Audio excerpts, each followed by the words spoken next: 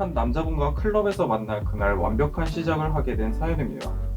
이분은 그날 이후 3개월간 불같은 교제를 했고 일주일 전 전조연장 없이 남자분에게 갑작스럽게 이별 통보를 받은 상황인데 이 커플의 재해 가능성은 몇 %일까요? 불같은 사랑을 하셨다는 건 보통 잦은 싸움을 동반을 하실 것 같은데요.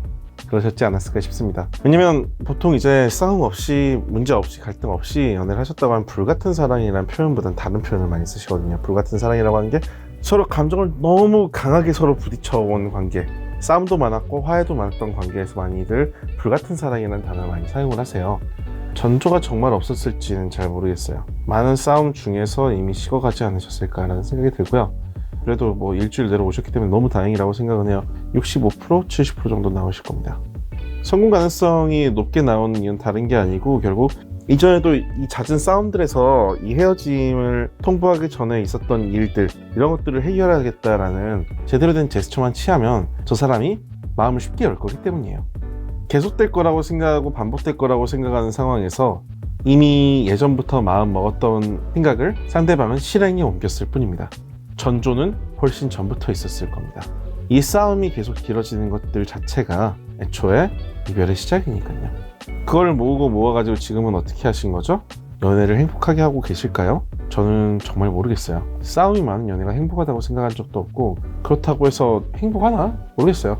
전 그런 연애가 행복하다는 생각을 해본 적이 없고 그런 연애를 할 수 있도록 도와드리지 않거든요. 진짜 행복한 연애라는 건, 정말 오래 갈 수 있는 연애라는 건 불같은 연애보다는 성냥불 같다 하더라도 그 불이 점점 더 타오르는, 더욱더 뒤로 갈수록 좋아지는 연애가 아닐까 싶습니다.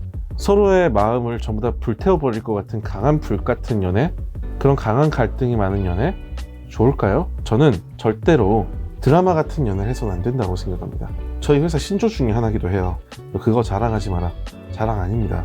힘든 연애 했다는 거 절대 자랑 아닙니다. 더 자랑으로 삼을 수 있는 내용은 뭔데요?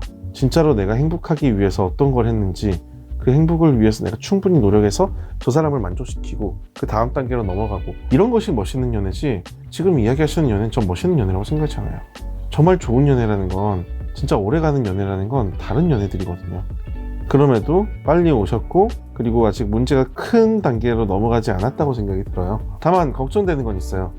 클럽이라든지 여러 여성을, 남성을 서로 빨리 만나는 장소에서 연애를 시작하신 분들의 가장 큰 문제점은 똑같은 연애 방식을 선택해서 다음 연애가 시작될 가능성이 높기 때문에 내가 빨리 제외하는 게 좋다는 거죠. 전 그래서 지금의 가능성은 60-70% 치지만 일주일, 2주일만 지나도 확률이 확 떨어질 거라고 생각을 해요. 왜냐면 다른 사람 생길 거라서요. 진짜 위험하잖아요, 그죠?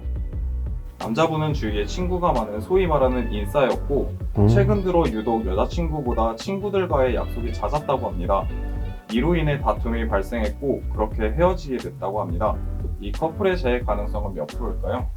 인싸를 만나면 당연히 받아들여야 되는 과정 중에 하나라고 생각을 합니다.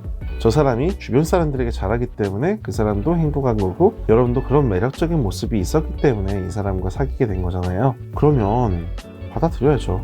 근데 그것 때문에 다툼을 한다?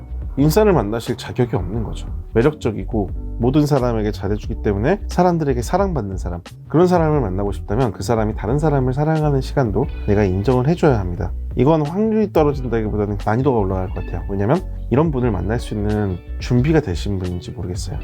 만인의 연인은 나의 연인이기도 하면서 만인의 연인을 유지해야 되는 사람들이 많습니다. 그렇다고 하면 만인에게 또 행복할 수 있는 상태로 남아있을 수 있는 준비는 어떻게 도와주고 계세요?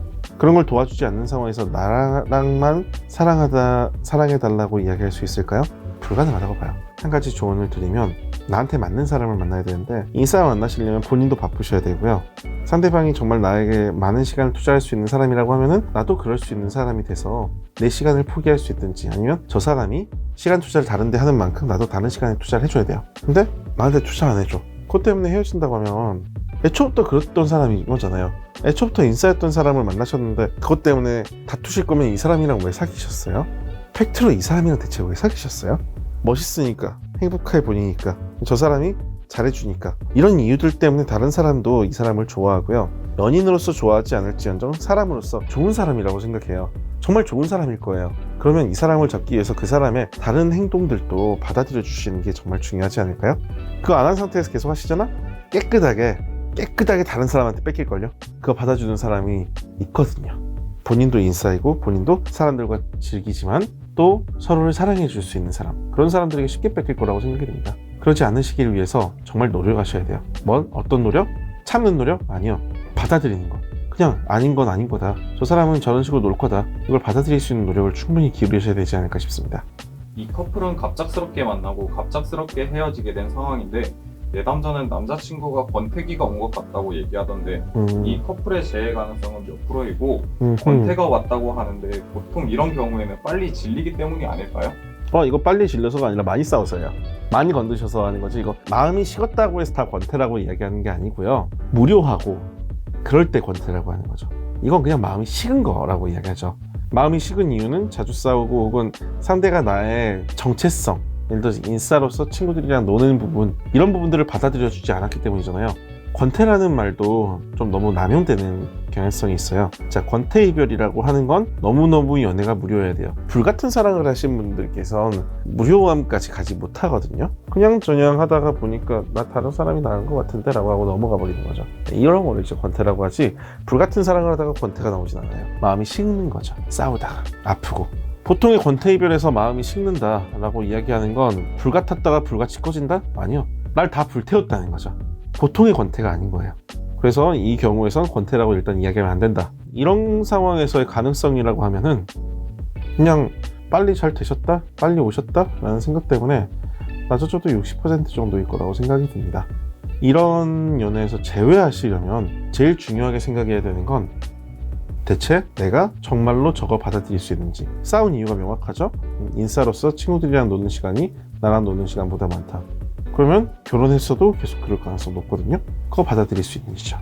그걸 판단하셔가지고 제외할 만한지, 아니면 그냥 내가 받아들이고 제외할 만한지, 고쳐버리고 싶은지, 아니면 그만두실지 결정하셔야 될 것 같아요. 고쳐버리는 거 정말 어렵습니다. 왜냐면 저 사람이 인싸로서 주변 친구들에게 얻는 걸 나한테 다 얻어야 되는데 그렇게 정말 쉽지 않거든요. 그거 바라시는 것보다 다른 걸 바라시는 게 훨씬 좋을 것 같아요. 근데 이 남자분은 이별한 지 3일 만에 다른 여자친구가 아이고. 생겼다고 하더라고요. 이 커플의 재해 가능성은 몇 프로일까요? 주변에서 노리고 있었네요. 딱 걸린 거야 이거. 이것 때문에 사람들이 인싸랑 만나는 걸 두려워하기도 하고, 사실 진짜 두려워해야 되는 사실이기도 해요. 뭐 하면 내가 상대방이 차가거나 상대방을 받아들여주지 않으면요, 그 사람은 아마도 이 인싸인 거 받아들이면서 혹은 그 인싸인 그룹 내에 있는 사람이었을 가능성이 높아요. 그런데 헤어졌다는 이야기 듣고 냉큼 연락해가지고 냉큼 연애를 시작한 거죠. 당하셨네요. 어떡해. 이거 가능성 확 떨어져요. 왜? 난 안 받아주던 사람, 저 사람은 받아주던 사람, 혹은 같이 놀던 그룹의 사람, 그런 걸 보고 친구 같은 연애가 시작됐다고 하거든요. 불같은 연애 했던 사람에 비해서 친구 같은 연애 했던 사람이 이별률이 낮냐? 그렇진 않거든요. 근데 한 가지, 상대방이 지금 이 내담자분은 안 받아주는데 저 여자 XX는 받아들여주는 한 가지가 있죠. 뭐? 친구들이랑 노는 거. 그게 본인에게도 데이트인 거죠. 그런 연애를 할 수 있는데 데이트랑 친구랑 노는 게 구별이 안 되는데 얼마나 남자친구한테는 효율적이에요. 효과적이고. 계속 놀고 싶을 것 같은데 확 떨어집니다. 40% 미만? 30에서 40으로 확 떨어지는 것 같은데요. 그러면서 남아있다는 건 그래도 본인에게 끌렸던 부분이 있으실 거니까, 그리고 소구점들을 알고 있다면 괜찮지만, 저 여자분이 상대방 옆에 1, 2년 동안 더 있었고 상대방이 좋아하는 것도 전부 다 알고 3개월의 기다림이 아니라 2, 3년의 기다림 끝에서 저 사람을 잡았을 가능성이 있거든요. 그거는 뺐을 수 없을 수도 있어요. 얼마나 지금 속이 타시겠어. 그럼 빨리 움직이셔야죠. 저 사람이 뭐 노는 건 바깥에서 막 뛰어노는 거 좋아했다, 아웃고잉한 운동을 굉장히 좋아했다라고 하면은 그런 행동을 이제 같이 해줄 수 있는 사람으로서의 모습을 이전에 안 보여줬던 걸 많이 보여준다라고 하면은 재해가 많이 되는 경우도 있어요. 이건 소구점 파악, 상대방이 필요한 부분들이 무엇인지를 정확히 파악하셔야지 쉬운 부분이죠.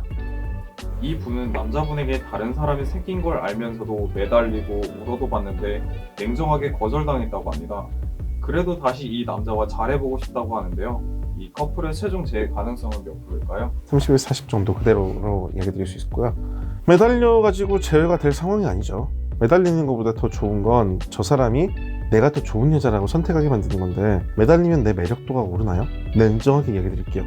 안 올라요. 매달리는 건 나의 매력을 떨어뜨리는 행동이고 나를 을로 만드는 행동이지 저 사람이 내 마음을 들어주도록 만드는 행동은 아니에요. 여기서 올바른 행동들이라는 게 되게 잘 정해지는데, 저 여자분을 알고 이 남자분을 알고 내가 해줄 수 있는 게 무엇인지 아시면 이제 시나리오를 그리게 되거든요. 그림을 딱 그려서 어떤 식으로 하는 게 이제 연애로 넘어가기 쉽다, 이렇게 잡아드려야지 연애가 쉬워진 거죠. 지금 이걸로는 일반적인 분들은 포기하시는 게 맞는 상황. 정말 노력하고 잘 분석해서 저 사람이 원하는 것이 나보다 좋은 사람이다 라는 거 아셔야지 제외되기 쉬운 사람입니다. 구독과 좋아요 눌러주시면 더 많은 이제 사연들 답변 드리도록 하겠고요. 댓글로 남겨주시면 꼭 달아드릴 테니까 이야기해 주시기 바랍니다. 네, 감사합니다.